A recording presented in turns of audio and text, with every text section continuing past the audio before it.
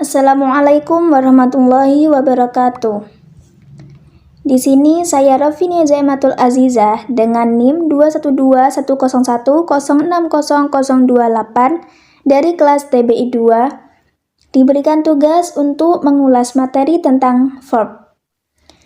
Nah, dapat saya jelaskan, verb adalah kata yang mendeskripsikan aksi, tindakan, kondisi atau pengalaman sesuatu. Kata kerja dalam bahasa Inggris bisa mendeskripsikan sebuah kondisi. Contohnya, dari kalimat action, she plays in the playground with her sister. Nah, sedangkan contoh kalimat dari condition, yaitu he feels empty. Penggunaan verb.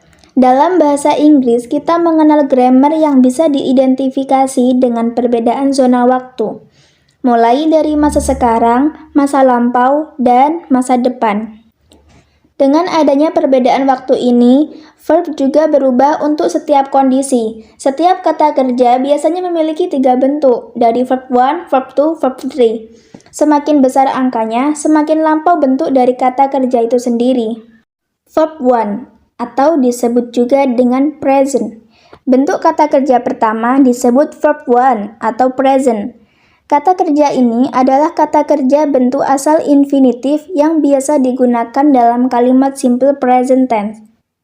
Bentuk kata kerja ini sama dengan bentuk kata kerja asal, tetapi selalu diakhiri oleh akhiran s maupun is, ada juga is untuk subjek orang ketiga singular, he, she, it, dalam kalimat simple present tense. Contoh dari simple present tense ada sleep menjadi sleeps dan watch menjadi watch. Verb to atau disebut juga dengan past. Bentuk kata kerja kedua disebut verb to atau past. Kata kerja ini biasa digunakan dalam kalimat simple past tense. Kapan kamu menggunakan kata kerja kedua? Di saat sebuah aksi atau tindakan yang dilakukan sudah lewat atau lampau. Hal ini ditunjukkan dengan adanya keterangan waktu seperti last night, yesterday, 3 years ago, dan sebagainya. Biasanya kata kerja kedua ditambahkan d atau id dari kata kerja pertama, tapi bisa juga berubah bentuk yang hurufnya berbeda. Maka dari itu, kata kerja kedua bisa dikatakan menjadi dua. Kata yang hanya ditambahkan d atau id disebut sebagai regular verb. Sedangkan perubahan huruf pada kata kerja disebut sebagai irregular verb. Verb 3 atau disebut juga dengan past participle. Sebenarnya verb kedua dan ketiga bisa dibilang mirip. Bahkan banyak kata kerja yang memiliki kata yang sama persis dan bentuk keduanya. Bentuk ketiga dari verb digunakan untuk kalimat perfect tense atau passive voice. Sama halnya dengan verb to, verb 3 juga dibagi dua menjadi regular verb dan juga irregular verb. Contoh dari regular verb ada study, studied, studied. Ada work, worked, worked. Dan contoh dari irregular verb ada go, went, gone. Drink, drank, drank. Verb ing. Dalam penggunaan verb yang diakhiri ing, grammar yang digunakan adalah continuous tense alias yang sedang berlangsung saat itu. Dalam penggunaannya, bentuk kata kerja ini didahului oleh auxiliary verb atau kata kerja bantu.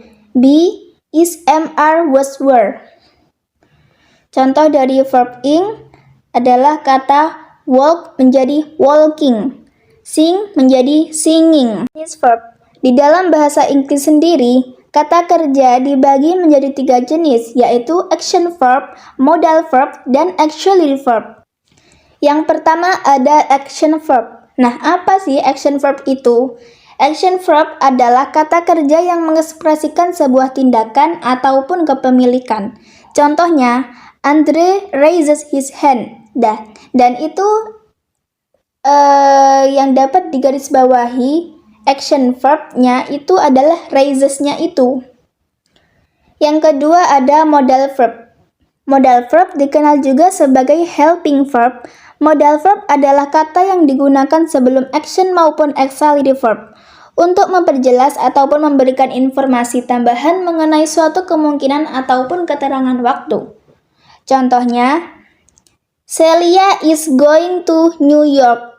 Nah, dapat digarisbawahi, is menjadi yang disebut modal verbnya. Nah, sedangkan going itu dapat digarisbawahi menjadi action verbnya. Yang terakhir ada auxiliary verb, disebut juga sebagai linking verb. Kata ini digunakan untuk menghubungkan suatu subjek dengan kata benda atau kata sifat yang menggambarkan subjek tersebut. Contohnya, we are your new neighbors. Nah, dapat digarisbawahi mana sih yang bisa dikatakan auxiliary verb. Jadi itu are-nya itu bisa disebut bisa diartikan kenapa itu menjadi auxiliary verb gitu.